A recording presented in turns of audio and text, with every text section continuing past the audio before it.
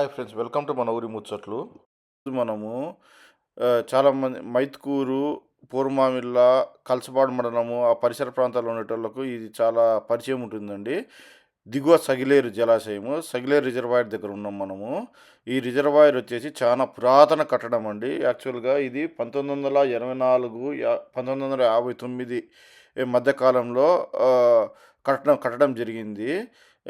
ఇది మన సగిలేరు నది ఉంటుంది కదా, సగిలేరు నది నుంచి వచ్చే వరదకు మొత్తాన్ని ఆపడానికి రిజర్వాయర్ కట్టడం జరిగింది. దీనివల్ల కొన్ని వందల ఎకరాలకు మనకు నీరు అందుతుంది. యాక్చువల్గా మనకు పూర్మామిల్ల, కలసపాడు, కాశీనాయన మండల ప్రజలకు ఇది బాగా సుపరిచితము.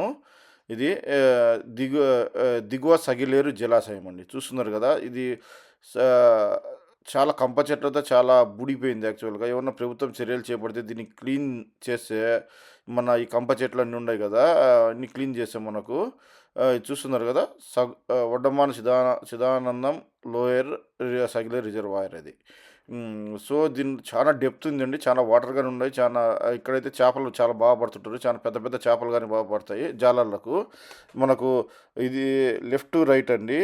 ఇది యాక్చువల్గా బాగా నిండినప్పుడు గేట్లు ఎత్తేసి చాలా పొలాలకు వాటర్ వదలడం జరుగుతుంది యాక్చువల్గా.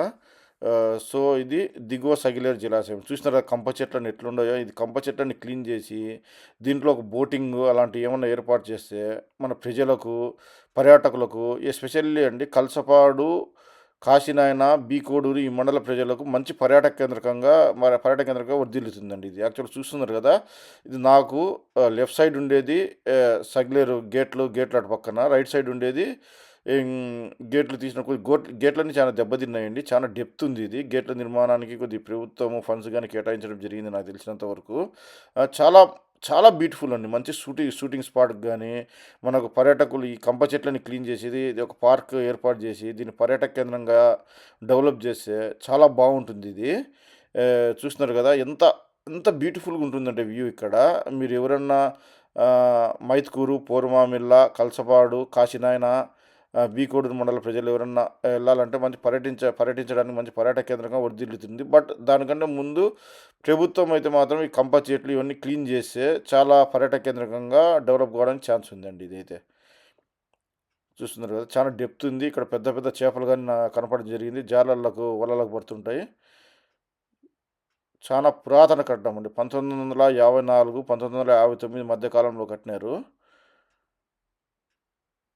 చూసినారు కదా ఎంత బాగా బ్యూటిఫుల్ వ్యూ ఉందో.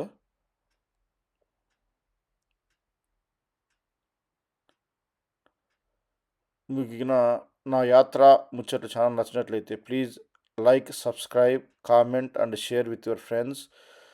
షేర్ చేయండి. మాలాంటి చిన్న యూట్యూబ్లో చాలా హెల్ప్ఫుల్గా ఉంటుంది. ఇలాంటి ఎన్నో వీడియోల కోసము చూస్తూనే ఉండండి నా యాత్ర ముచ్చట్లు ఛానల్. ఇది షార్ట్ వీడియో అండి. ఇది 1954-59 కాలంలో కట్టిన 1954-59 కట్టిన దిగువ సగిలేరు జలాశయం.